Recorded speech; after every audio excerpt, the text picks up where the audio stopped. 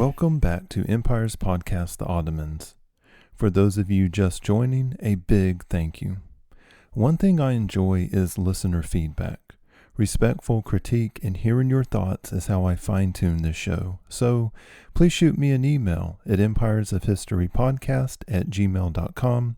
Again, that's empiresofhistorypodcast, one word, @gmail.com. You will also find a link in the show notes. Empires of History Podcast is available wherever your favorite podcasts are found. Currently, our biggest outlets are Apple Podcast, Spotify, Google Podcast, and Amazon Music.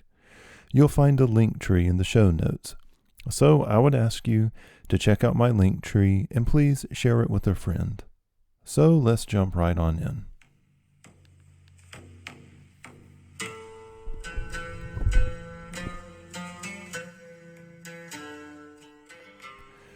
Return of Murad II and setting the stage for the Second Battle of Kosovo, Episode 22.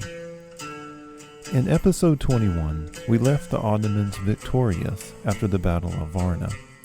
The Christians were dealt a huge defeat, and historians consider this to be the turning point when Europe finally lost its appetite for crusading. However, I disagreed in that episode, and I'm going to reiterate here that I think the real turning point came in October of 1448, when Hunyadi was decisively defeated, not just militarily, but politically and strategically, on what history calls the Second Battle of Kosovo. However, before we get there, let's cover some ground first, and talk a little about the conclusion to Mehmed II's first reign as Sultan, the return of his father from retirement to assume the Sultanate once again. Then, we're going to hit the opening stages to the Second Battle of Kosovo. In the episode after this, I'm going to be covering the actual battle. After the defeat of the Crusaders at Varna in 1444, Murad returned to Bursa in Anatolia. His son, Sultan Mehmed II, attempted to assert his rule from Edrine. However, in episode 20, if you recall, Mehmed faced like 1,000 problems coming at him from every direction. He might have weathered them under differing circumstances, if it weren't for three very big issues. First, there was his age. He was at this time 13 or 14 years old. But more importantly, he had zero military experience and no victories under his belt, which, if you think about it, is understandable for his young age. But in Mehmed's world, military experience and battlefield success were the currency which proved that God was on your side. Without it, a ruler only had the traditions and laws to back up his power base. And in the Ottoman world of 15th century, well, that could prove tricky and elusive, not to mention risky to one's health. Second, almost all his decisions were vetted, vetoed, and controlled by one of Murad's top advisors, his Grand Vizier Kandarli Pasha. Kandarli represented, as I said in the previous episodes, the old guard of advisors and generals and prominent families from Anatolia.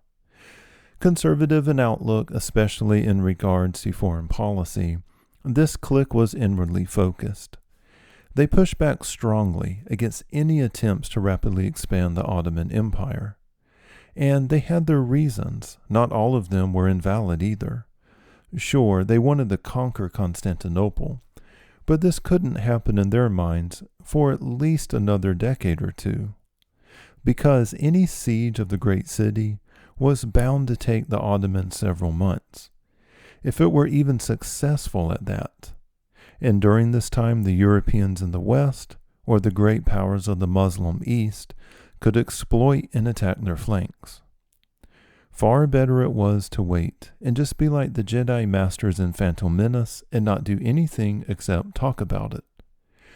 The old guard wasn't composed of just old men either. The redoubtable Janissaries represented the second thing keeping the young Mehmed up at night, Simply put, the Janissaries were not happy with him. The young sultan was, in their eyes, just a spoiled prince. Not just that, but Mehmed as a person and leader was something the core wisely perceived to be different from anything they dealt with before. A popular book, circulating amongst the Muslim power brokers of the age, The Mirror of Princes, which you can still get a copy of off of Amazon, painted a picture of a good Muslim ruler as a simple man, a traditional Ghazi warrior, sitting around the campfire, telling fart jokes with his troops. You know, just one of the guys. Whereas previous sultans, and especially the troops' beloved Murad, had eaten with the troops, shared in their hardships, Mehmed acted like something altogether different from them. He kept to himself, didn't like it when regular soldiers approached him with gripes and complaints, and resembled the distant yet overbearing Byzantine emperors, rather than a simple Ghazi amongst his men. The Janissaries and Kandarli's clique really should have seen what a harbinger of the future Mehmed represented. The days of the sultans being just one of the guys and not better than anyone else was rapidly approaching its end. Murad had pulled off this look brilliantly, especially at the Battle of Varna, but he would be the last of his kind. The troops now dealt with a young punk kid on the throne, Mehmed, and he believed the Sultanate to be of semi-divine origin and acted accordingly. The third problem was something not entirely of Mehmed's own making, although he did worsen things, and this was inflation and arrears in pay. After the Ottoman interregnum, Mehmed I and Murad II had struggled to rebuild the governmental structure, administration, and economy, all while fighting off pretenders to the throne and external threats like the Crusades. The end result had been a standing army a bit too large for the Ottoman Empire to support. The empire was composed not just of military men like the Sapahi, the Janissaries, the technical corps, and logistical staff, but also provincial administrators, customs officials, religious foundations, law clerks. The list could go on and on. In fact, there are people who get their PhDs in nothing but Ottoman administration systems during this period. In short, the empire was vast, complex, and required a strong central government to run things. However, the economy wasn't up to the task.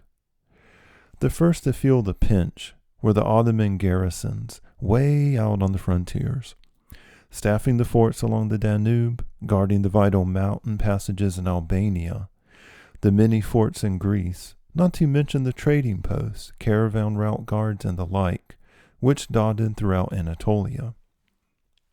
With the army constantly fighting, although they were victorious, these victories had occurred on Ottoman territory.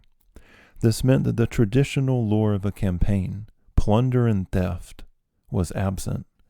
Pretty soon the administrators and garrison units were paid late and eventually not at all. The problem from Edrine's point of view was there wasn't enough Ottoman silver coinage called aspers to go around. Sultan Mehmed gets all the blame for what happens next, but I think this may have been Kandarli's idea. Mehmed debased the Ottoman coinage with lesser metals. On the one hand, look, voila, more coins to pay all the empire's officials and troops. Problem solved, right?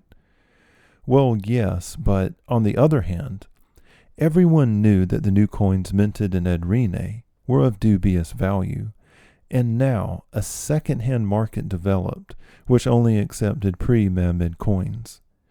With officials being paid in useless coinage, it was only a matter of time before the Janissaries began to grumble.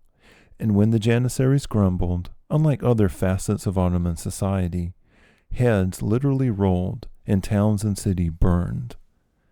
Kandarli took advantage of this and gave a speech before an assembled mob of Janissaries in Edrine in late August of 1446. The wily old man whipped up the mob of soldiers. The Janissaries then broke into the palace of Mehmed, held the young sultan at sword point, and seized his favorite advisor, and chief rival of Kandarli, I might add, and had the man brutally executed. The troops weren't through, though, and demanded the return of Mehmed's father to the throne, and on top of that, they took the opportunity to humble this 15-year-old who thought he was so much better than everyone else. Things got so out of hand that Kandarli himself had to step in and placate the Janissaries, among their number who advocated executing Mehmed right there on the spot. Eventually, however, an agreement was reached to spare Mehmed's life and to recall Murad from retirement. It is said that Murad returned to Edrine a few weeks later in an absolute fury. He marched in with a force from Anatolia, executed dozens of Janissaries, and generally succeeded in bringing order to the city. Murad took stock of the situation with his old buddy Kandarli. He made peace with the idea that there would be no blissful retirement for a former sultan. The empire had too much unfinished business, along with chaotic forces that needed taming, and everything was too hazardous to leave it in the hands of a young man like Mehmed. A long talk throughout the night was had between Mehmed, his father, and Kandarli. This was unprecedented in Ottoman history. How exactly do we get a sultan to resign? We covered in previous episodes the dubious circumstances surrounding the resignation of Murad himself, but Mehmed was a different story. The kid was young, yes, but fiercely intelligent, ambitious to a fault, and ruthless to boot. The way to answer such a forceful son and prince would be answered by Sultan Suleiman 105 years later, with the assassination of his eldest and most capable son, Mustafa, a choice that would have dire consequences for the Ottoman Empire. Mehmed, it said, that night was furious. That night, an unreconcilable break occurred between Mehmed and Kandarli, one of which Murad himself couldn't heal. Mehmed also never forgave nor forgot the treachery of the Janissaries. It should be noted that most of the mutineers acting against him had not been products of the Ottoman devshirme system, but they were Muslim recruits from Anatolia, again the old guard with its prominent families at work again. A reality not lost on Mehmed when he would finally kick out all Muslim-born converts to the core upon his reformation of the Janissaries some 6 years later. Despite the shouts and recriminations that night, Mehmed relented. He had learned to cut his losses, and he also felt that if he pushed too hard, his father might simply have him killed, sultan or not. He gathered his top advisors and closest friends and departed Edrine and headed for Bersha. Among their number was the Princess Mara, her court and all of her connections in Europe, and several intelligent and ambitious and loyal men. This kernel of excellence would be shown away by the do-gooders, the hanger-ons, and the fair-weather companions who had hung around the young man before. While in Bersha, he would surround himself with grim realists, military men, and also young and creative types. Everyone around him was hungry to change the world into an entirely new vision of the Ottoman Empire. Murad, ever faithful to that book, The Mirror of Princes, and sensitive to Mehmed's wounded ego, allowed the young man to style himself Sultan of Anatolia, and even mint coins in his own image and name. Allowing Mehmed to sail away with his life was a leap of faith on Murad's part. On the one hand, a capable and intelligent former sultan walking away, one that could raise an army and swing north to oppose his father. Or maybe Mehmed would get ideas. He would go to Constantinople and beg the support of the Byzantines. Yet, maybe it was the Sufi mystic sense of fate, which compelled Murad II. At any rate, he was now Sultan again in 1446 for a second time.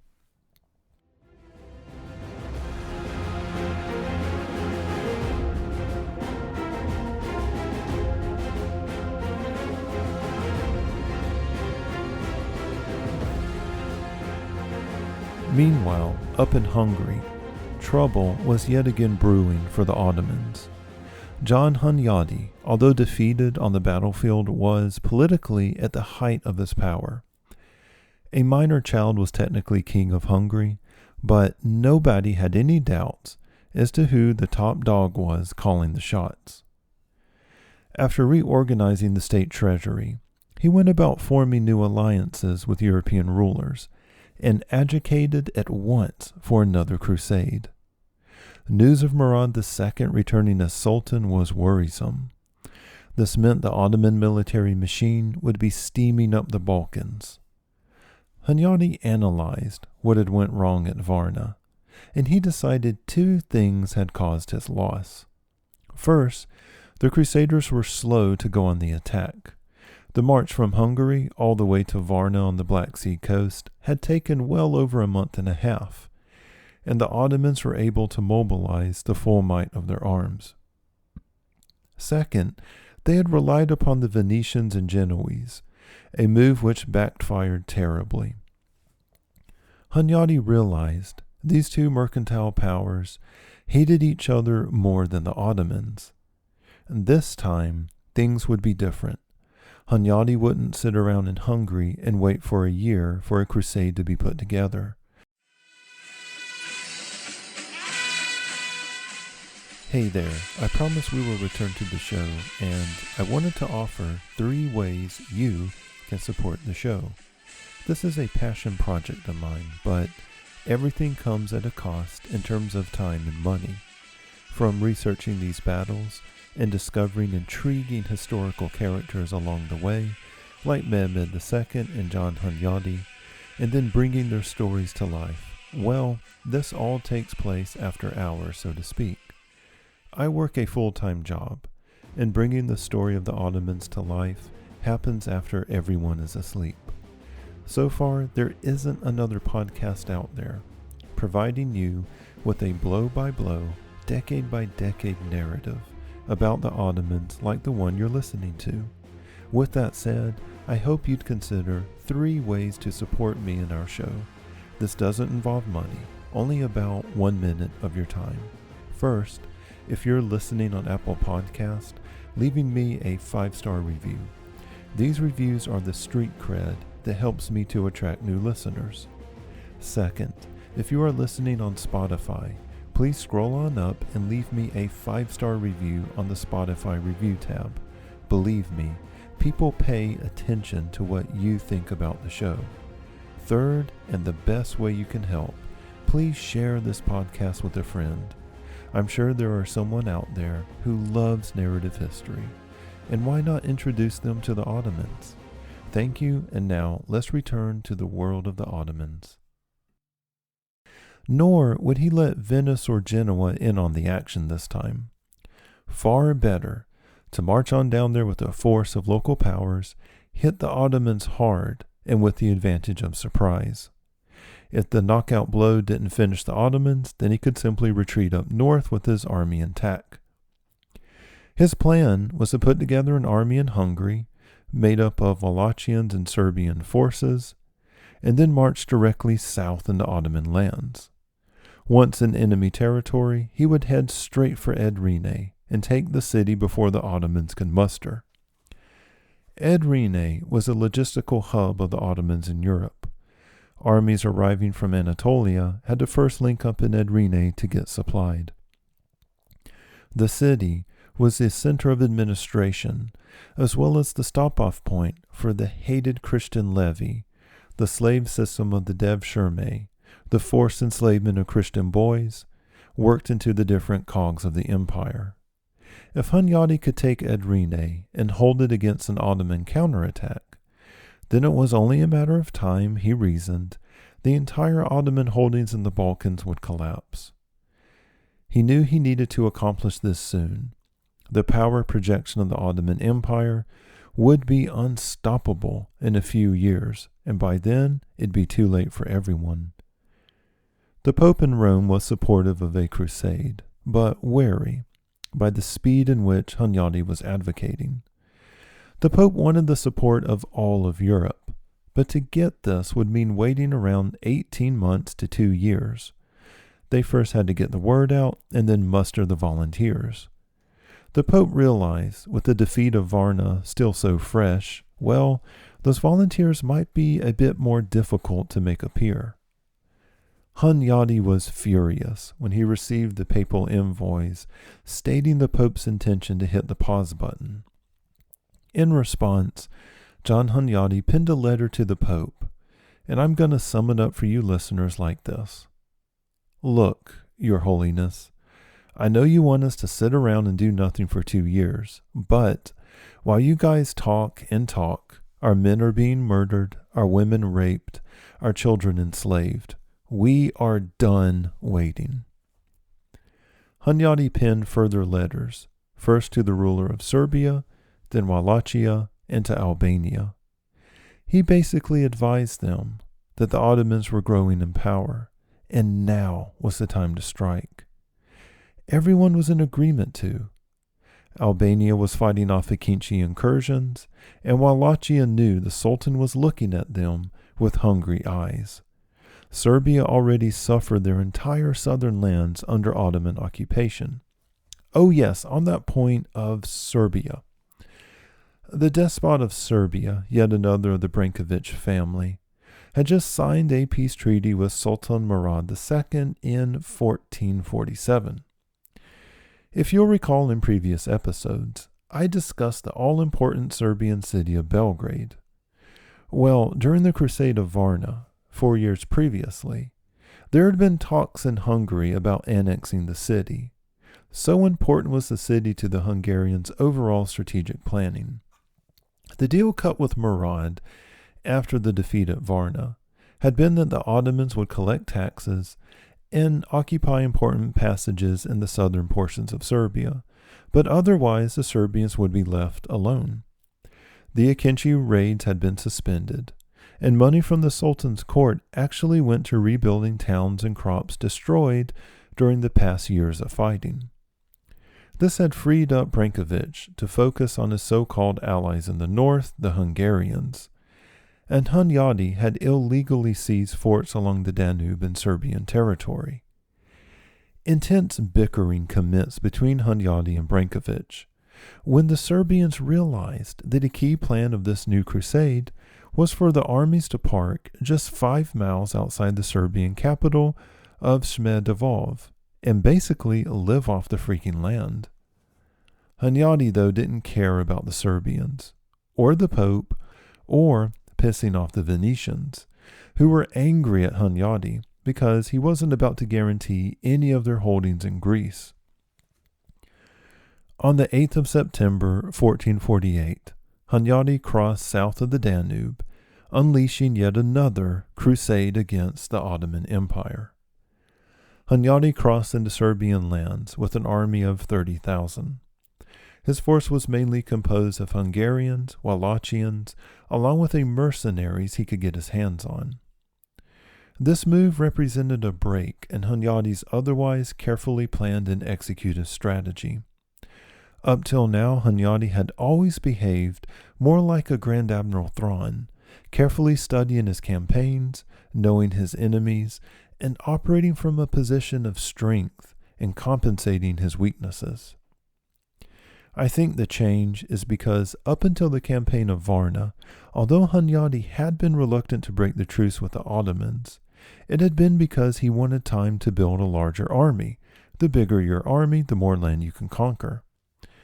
But after having faced Murad head-on at the Crusade of Varna, he came to the realization and the appreciation of the vastness in men, material, resources, and money the Ottomans could bring to bear. Waiting around would mean the menace would just grow bigger and badder and unstoppable, no matter how large an army Europe managed to raise. A realization proved true, and the Ottoman military machine wouldn't really be formally defeated on the field of battle in any real permanent sense until the late 17th century. This change in Hunyadi's strategic outlook would lead to what history calls the Second Battle of Kosovo. While marching into Serbia, Branković was beside himself with rage against the Crusaders. Now Branković could be facing a full-scale Ottoman invasion because they'd interpret this as a breach of his treaty, while the Crusaders could simply retreat back into Hungary and Transylvania if things got dicey. Once again, thought Branković, it would be Serbia who bore the brunt of Ottoman rage. As such, Branković decided to preempt the Ottomans attacking and sent word to the Sultan, again via his family in Edrine, the Princess Mara. Exactly, she told the Sultan what Hunyadi was up to, and that a large force from Albania was supposed to link up with the Crusaders.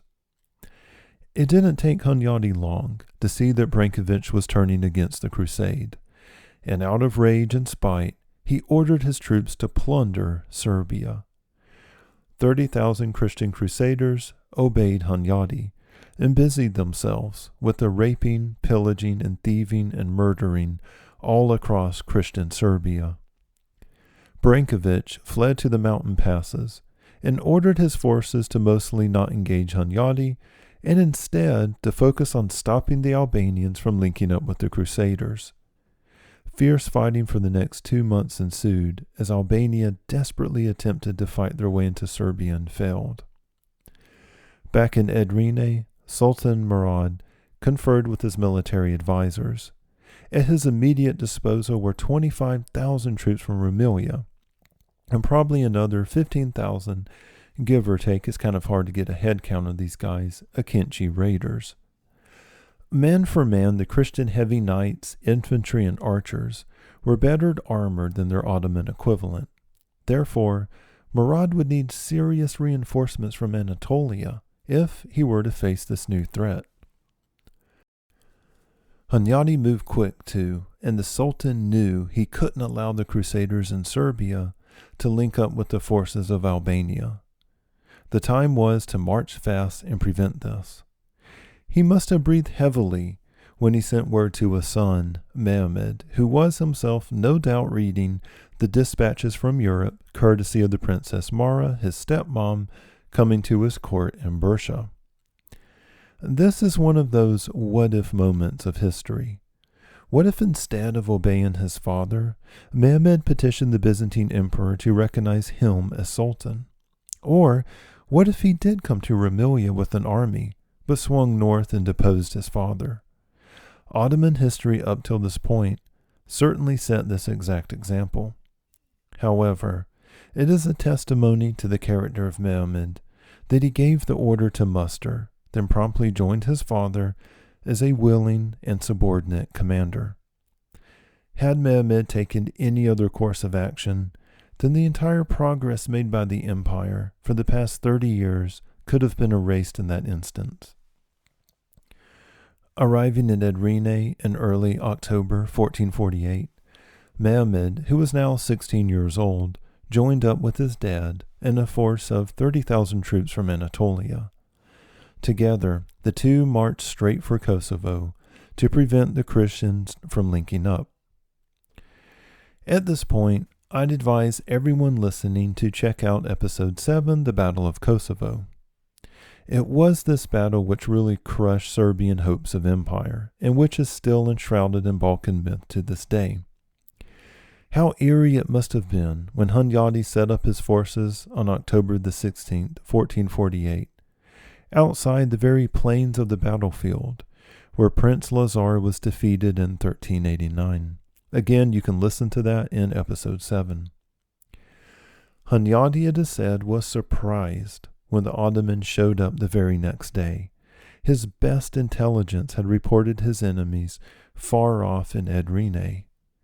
It seemed like even the great Hunyadi himself wasn't immune to being surprised by the Ottomans and their knack for showing up at the worst possible time.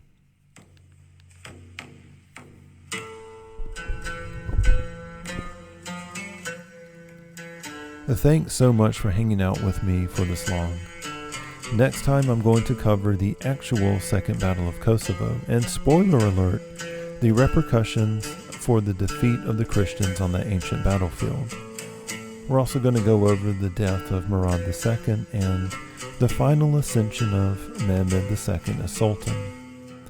Once we get Mehmed secured on the throne, we have some ground to lay in explaining his motivations, what he was up against, and some campaigns to secure the hinterlands of the Ottoman Empire. Once we do this, hopefully in 2 or 3 episodes, it'll be time to march to the tune of Istanbul was Constantinople. I hope you've enjoyed this episode of Empire's Podcast, The Ottomans. I'm still working on that website, and as soon as it's ready, I'll be placing links in all previous episodes. Also, I'm charting out plans for a weekly newsletter, a lessons learned from history kind of thing. It's going to be short, actionable, and hopefully brings value to your life. Thank you.